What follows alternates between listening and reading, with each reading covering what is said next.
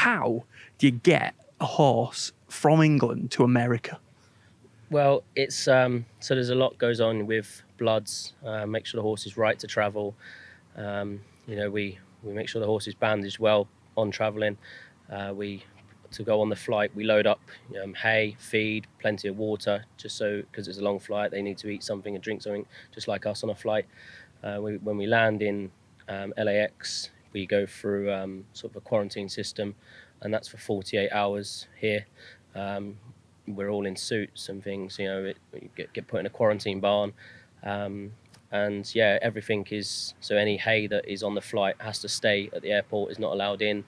But the horse comes in, they sort of wash her off with sort of like a disinfectant, and then we wash all that off. And for 48 hours, the vets come in, check her temperature, and just little things to make sure that she's okay. And anything that had a bit of a high temperature, they'll assess and keep assessing until it comes down.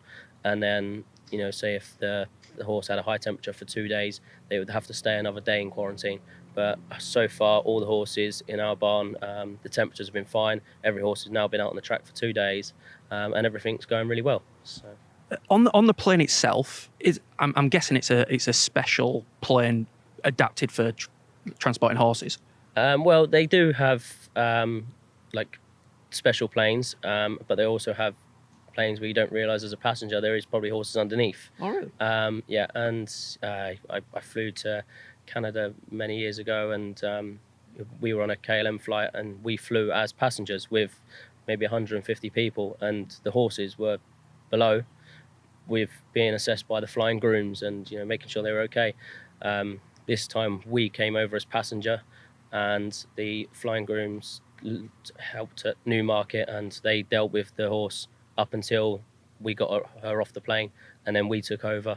But they do such a good job in making sure the horses are okay, and it's really good to know that they're in safe hands. Is it comfortable for the horse on the plane? Yeah, it is comfortable. They've got a big stall. Some of them have big stalls. Some of them like to travel with a companion, so they travel up sides. But it is comfortable for them. They try to make it as comfortable as possible. Like I said, there's a hay net hung up, so they've always got something to eat. You get a feed halfway through the flight. They offer them water now and again to make sure they keep themselves like rehydrated. But yeah, it is really comfortable for them, so probably better than us sometimes. So when I'm on a plane, I like to get up, stretch my legs a little bit. Is there that opportunity for a horse? No. They're all in a closed stall, but it's all safe. And that's why when we do get them off the plane, we make sure we give them a nice walk, because of, like you say, if you're sat on a plane for 10 hours, you feel like you need to walk around. So when the horse gets here, we make sure they do get a nice exercise, and then after a good hour's exercise, like us, they'd want to rest. So once we've done everything we need to do when they arrive, we let them rest, and they get their sleep and things like that. But we try to keep the same routine as home as what we do here. So. When you get to the racetrack, obviously this is an incredible setup. How do they adapt to the environment? Is it difficult for them? Is jet lag an issue for a horse? Some horses do find it difficult. Some may go off their feed. Some, different surrounding place, they might not like it. Our filly, she's been good as gold. She's got here. She's adapted really well. She's not left any feed since we've been here, and we've given her some medicine to keep her hydrated, and now she's drinking fine, and she's goes on the track like she should be at home. She's been here for about 3 months, so she's adapted really well. But no, it's been really good. So, no problem so far. And there's a constant buzz around this place. There are hundreds of horses and thousands of staff knocking around. Is that difficult for the horse? I mean, it's massively different to home. Yeah, it's probably helps if you've got a good horse with a good brain. Sometimes if you've got a horse that gets a bit wound up, gets a bit buzzy, they might not like it. There's too much stuff going on. Daya's got a good mind, and she's great. She yesterday she went on the track for the first time. There's horses all around, and she's not a bother.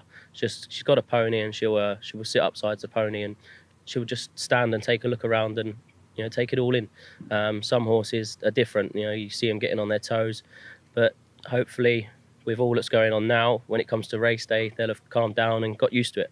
Obviously, like any pro athlete, the pre-race prep is massively important. Yeah.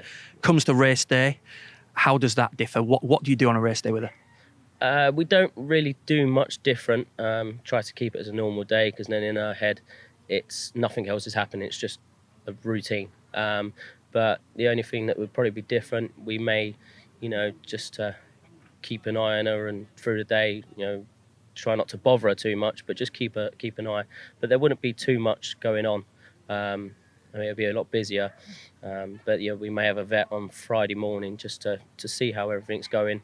And they'll assess her and make sure everything's okay. And then once that's done, we leave her be until about 2 hours before the race, and then we start getting going.